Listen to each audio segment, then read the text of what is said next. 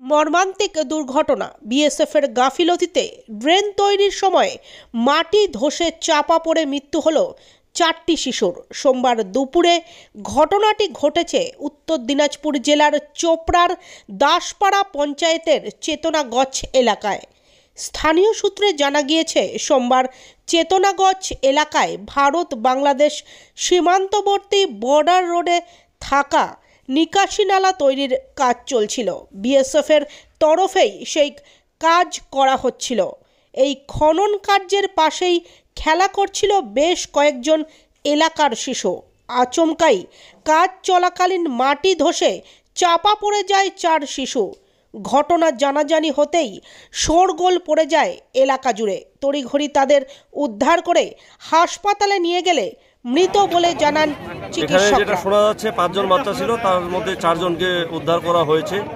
খুব আশঙ্কাজনক অবস্থায় বিএসএফ এর গাড়িতে করে মেডিকেলে নিয়ে যাওয়া হয়েছে। আমরা সবাই প্রার্থনা করছি যেন থাকে, কিন্তু স্থানীয় সূত্রে যেটা জানা যাচ্ছে 4টাই বাঁচার কোনো সম্ভাবনা নেই।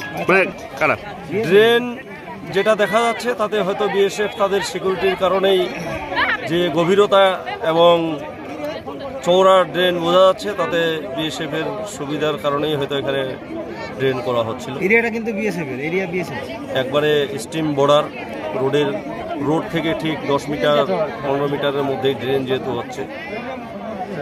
এই ঘটনায় বিএসএফ এর বিরুদ্ধে গাফিলতির অভিযোগ তুলে সরব হন গ্রামবাসীরা। ঘটনায় তীব্র উত্তেজনা ছড়ায় ওই এলাকায়। পরিস্থিতি সামাল দিতে ঘটনাস্থলে যান বিএসএফ এর উচ্চ পদস্থ আধিকারিকরা।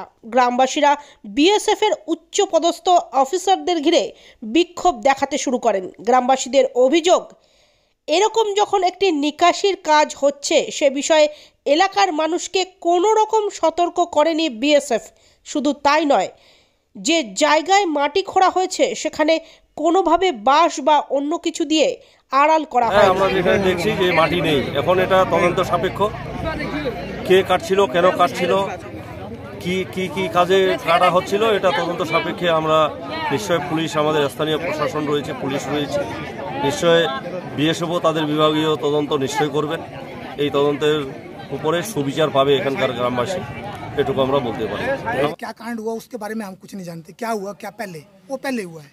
हमें तो इतना पता है कि जब हम गए तो जेसीबी लगाई और उसमें जो जेसीबी लगी और बच्चों को रेस्क्यू करके निकाला, और हमारे उच्चाधिकारियों ने हमारे को बोला कि उनको चोपड़ा हॉस्पिटल ले जल्दी, और तुरंत हम यहाँ लाए। बस हम इतना ही जानते हैं। मौत हुआ है किसी का?